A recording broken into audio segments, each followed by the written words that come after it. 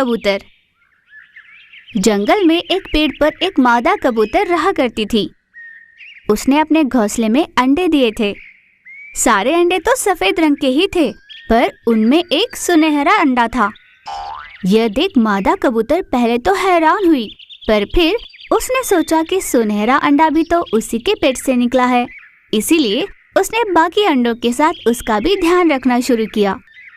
एक दिन तेज हवा चली और कबूतर का घोंसला गिर गया, जिस कारण मादा कबूतर के सारे अंडे टूट गए, सिवाय उस सुनहरे अंडे के। घोंसला देखकर मादा कबूतर बहुत दुखी हुई। हे भगवान, मैंने कितनी मुश्किल से अपना घोंसला बनाया था, जिसमें मेरे अजन्मे बच्चे थे। सब कुछ खत्म हो गया। इस निर्दयी तूफानी हवा को क्या आज ही चलनी थी? आ भी गई तो क्या मेरे ही अंडों को नष्ट करने आई थी? हाँ। ऐसे आक्रोश में रोए जा रही थी। तभी उसकी नजर पड़ी उस सुनहरे अंडे पर। जिस अंडे को देखकर मैं घबरा गई थी, वही अंडा बच गया। कम से कम इसे तो संभाल कर रखूंगी। फिर मादा कबूतर उस सुनहरे अंडे के पास गई और उसे प्यार से सहलाकर उसका खूब ध्यान रखने लगी। समय बीता। उस अंडे से एक चिन्नु मिन्नु सा सुनहरा कबूतर निकला।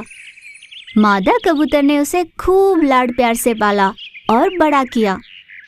उस नन्हे कबूतर का उड़ने का समय आ गया था, पर मादा कबूतर उसे कहीं जाने नहीं दिया करती थी। उसके लिए खाने का इंतजाम वह खुद ही किया करती थी। एक दिन मादा कबूतर की सेहत बिगड़ गई। उसे बुखार हुआ। उड़ने की भी ताकत नहीं थी उसमें। अपने अन्न का जुगाड़ करने नहीं जा पा रही थी और कोई चारा न होने पर उसने सुनहरे कबूतर को अपने पास बुलाया। बेटा, मेरी सेहत काफी खराब है। मुझ में उड़ने की भी ताकत नहीं। तुम्हारे लिए अन्न का इंतजाम नहीं कर सकती और तुम्हें भूखा भी नहीं रख सकती। अब तुम्हें खुद जाकर अपना अन्न लाना होगा, वरना तुम नहीं जी पाओगे। पर माँ, मैं आज तक कभी इस घोंसले से बाहर नहीं निकला। मुझे तो पता भी नहीं कि कैसे जाना है। मादा कबूतर कुछ न कह सकी। वह अपने बेटे को भूखा नहीं देख पा रही थी।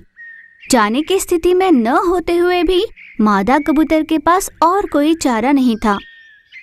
वह बड़ी मुश्किल से बाहर गई और अपने बच्चे के लिए अन्न ले आई।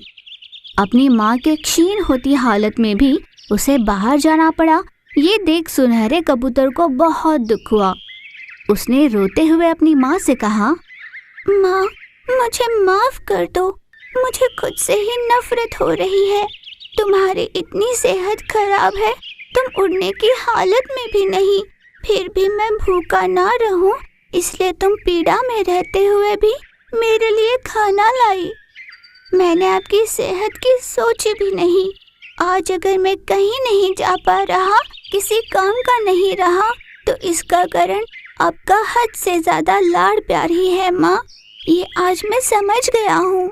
मेरी भी समझ में ये बात अभी आई है बेटा। तुम ऐसे ही रहे तो भविष्य में तुम्हारा क्या होगा, ये सोच सोचकर मुझे डर सा लगने लगा है।